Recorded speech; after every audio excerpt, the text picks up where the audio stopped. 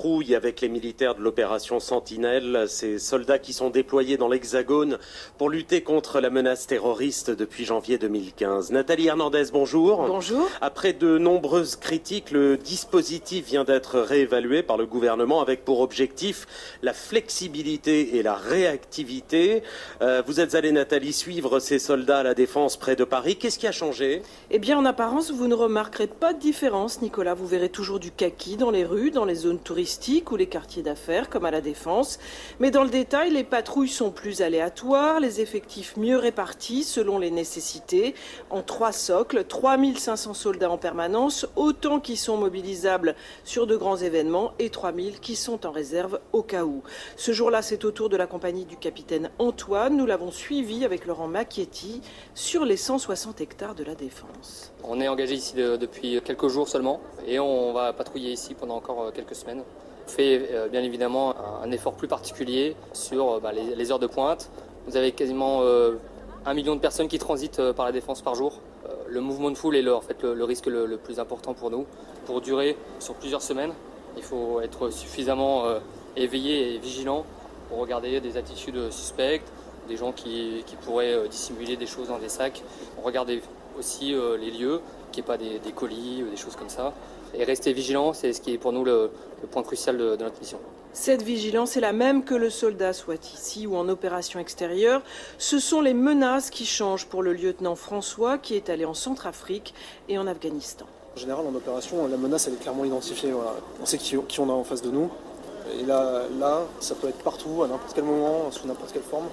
Et c'est ça le plus compliqué pour nous. Et cette menace pèse directement sur eux ? Oui, depuis 2015, il y a eu 7 attaques visant des militaires.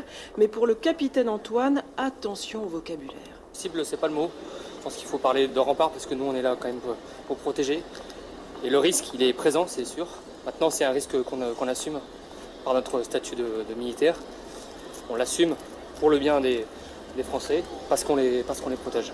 Mieux protéger, c'est donc l'objectif de cette nouvelle articulation de Sentinelle, d'autant que l'armée de terre, particulièrement sollicitée, voulait non seulement faire un peu oublier la lassitude de ses missions, mais surtout permettre la reprise des entraînements indispensables aux opérations extérieures au Sahel et au Levant. Qui dit changement, Nicolas, dit discussion avec les préfectures pour coordonner police et armée. C'est ce que nous explique le général Bruno Leray, le gouverneur militaire de Paris et commandant opérationnel du dispositif Sentinelle en Île-de-France. La difficulté de cette adaptation, c'est que ça demande effectivement un gros travail de réflexion en commun pour essayer de faire en sorte que la complémentarité des moyens entre les forces de sécurité intérieure et les forces armées soit la plus efficace possible.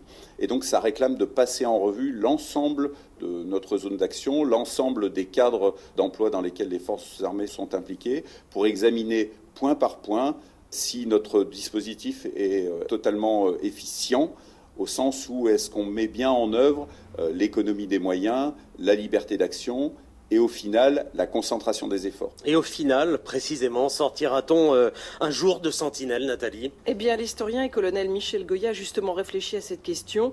L'auteur du blog La Voix de l'Épée a une proposition. J'ai quitté l'armée il y a quelques temps, mais après 34 ans de vie militaire, je sais parfaitement le service d'une arme dans toutes les situations. Donc, la question est simple, c'est pourquoi on ne m'accorde pas un port d'armes. À la limite, même, on me donne un pistolet. Le coût total de l'ensemble, ça va coûter aux alentours de 1 000 euros. Je peux intervenir aussi efficacement, même parfois plus que certains, n'importe où. Donc pour 30 000 euros, le coût d'un soldat d'opération Sentinelle, vous pouvez avoir 30 individus comme moi, parce que vous en avez des dizaines de milliers en France, quoi. Donc si on veut vraiment augmenter la capacité d'intervention immédiate, c'est ça le vrai problème, il n'y a pas d'autre solution que de changer en réalité complètement de logique. Merci Nathalie Hernandez pour